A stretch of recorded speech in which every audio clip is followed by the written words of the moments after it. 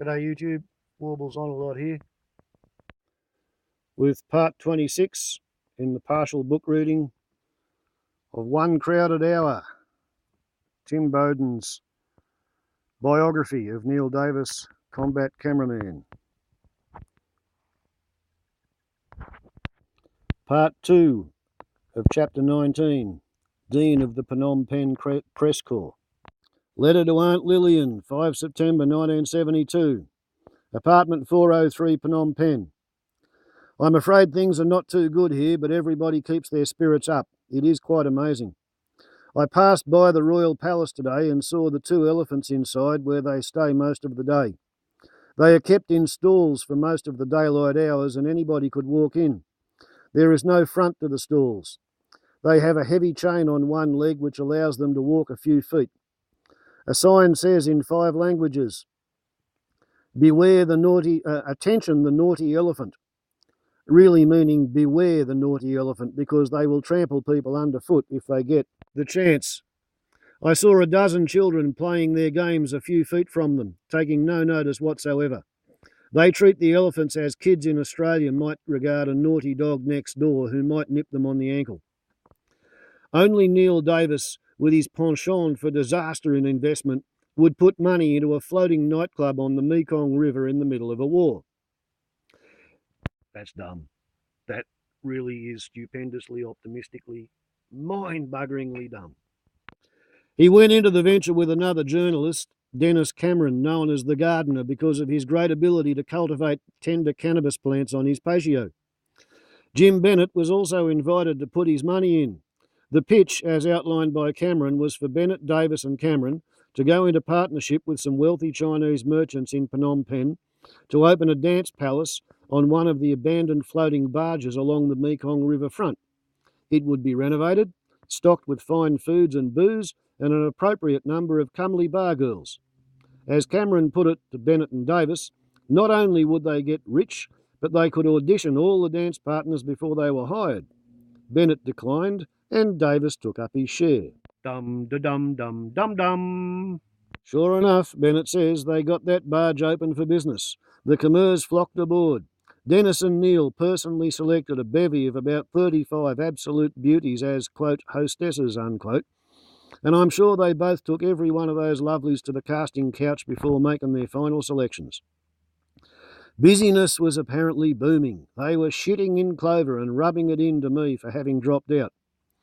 The first week went by and the Chinese merchant said there wouldn't be any profits to split because of the high cost of opening this emporium of fun and revelry. Naturally, it was the Chinese who presided over the cash register and kept the books. The second week went by and that old barge nearly sank from the weight of all the dancers crowding aboard that ancient and honoured vessel. It had been Prince Sihanouk's private royal barge before he was overthrown, but there was still no money forthcoming from the Chinese partners. By the third week, Neil was getting a bit antsy, but he said he was getting a lot of good stuff on the side and free meals at the restaurant. But business was booming, and there was even talk of opening another dance on a barge further down the river. Both Neil and Dennis figured they were destined for greatness as the dance kings of the Mekong, while the tills clinked merrily away. The dreams of gold and glory shattered with a reverberating roar halfway through the third ill-fated week. The music had stopped and the weary dancers were straggling home when an enormous explosion ripped through the deserted barge, sending the inflated hopes of Davis and Cameron with it to the bottom of the Mekong. It seems that all the late-night carousing had disturbed the peace and rest of the Khmer Rouge across the river, and they sent a team of frogmen over with plastic charge. Bennett says he thinks Davis and Cameron harboured unworthy thoughts that he had somehow had a hand in this dastardly deed. Undeterred by this disaster, Davis cheerfully entered into a joint investment in a vineyard in South Australia with Viz News man John Tuller.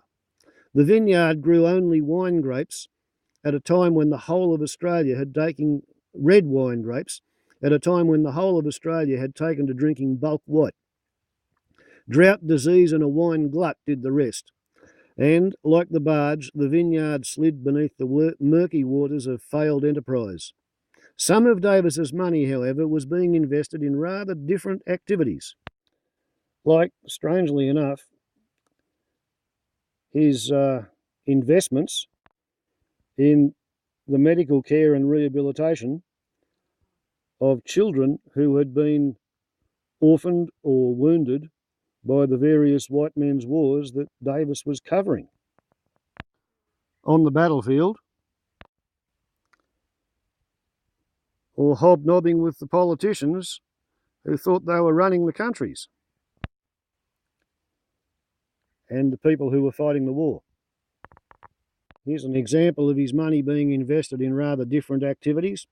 Letter to Aunt Lillian, 21 January 1972, apartment 403, Phnom Penh.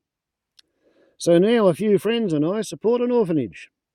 Actually, despite the war, there are almost no orphanages in the Khmer Republic. Khmers are very warm-hearted and gladly take in kids who have lost their parents. They don't have to be relatives. But all our orphans are cripples or amputees or bedridden with disease or for some other cause. We look after about 40 kids, aged from a few weeks up to about 8 years old. My friends are all correspondents resident in Cambodia. Kate Webb is one. You may remember she was the Australian girl who was captured for about a month by the communists here. Then there is a Britisher working for an American news agency, an American freelance photographer, an American radio correspondent, the TASS news agency correspondent, bracket Russian, and a Frenchman. We supply everything from mosquito nets, bracket very important as malaria is a killer, close bracket, to rice, clothes, dried milk and medicines.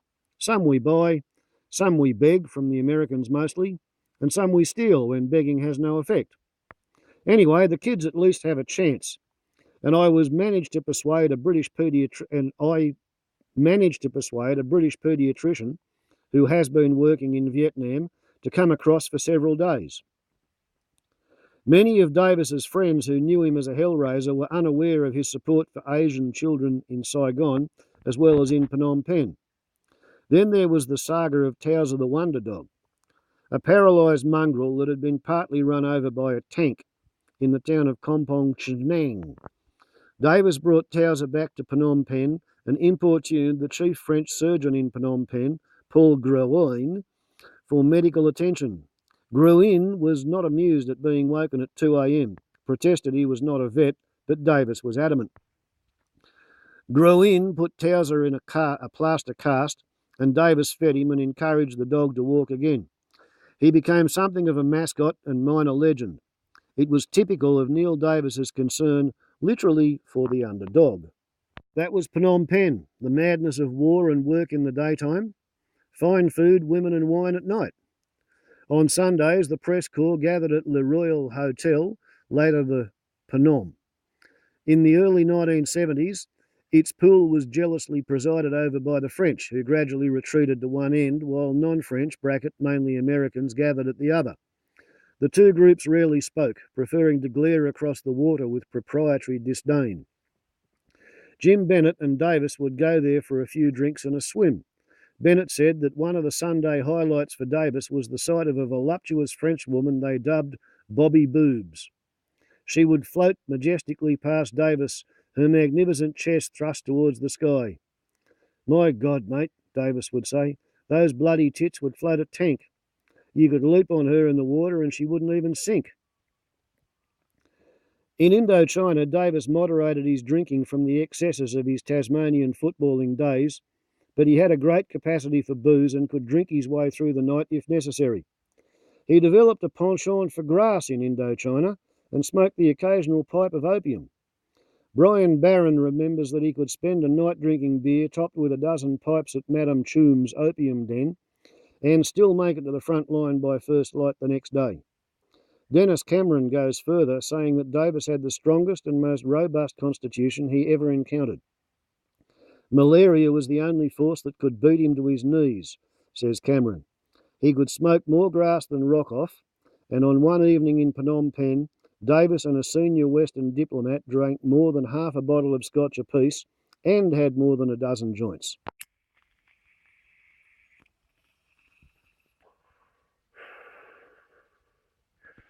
A man after me own heart, clearly, to be sure, Okai, arr.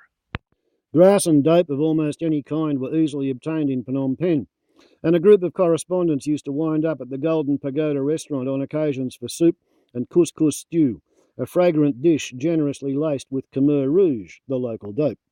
Derek McKendry recalls that an American Senate Foreign Relations Committee on Drugs sent 2 officials through Asia to get first-hand information about the narcotics trade. They spent 3 days in Cambodia and were given Dennis Cameron's name as a contact. He invited the delegation to join the regular group at the Golden Pagoda. The 2 delegates turned up and really enjoyed the soup and couscous casserole and asked for second helpings. McKendry said they all got terribly stoned and lurched off into the night. They were not sighted for the remainder of their stay. Even the American ambassador lost track of them for a while. Davis reckoned that they were extremely lucky to get such first-hand information on how drugs worked. Clearly, Neil Davis was not as silly as he looked. However, that brings us to the end of chapter 19 in the book, 25 in the book reading, of Tim Bowden's autobiography of Neil Davis, combat cameraman, titled One Crowded Hour. Ciao.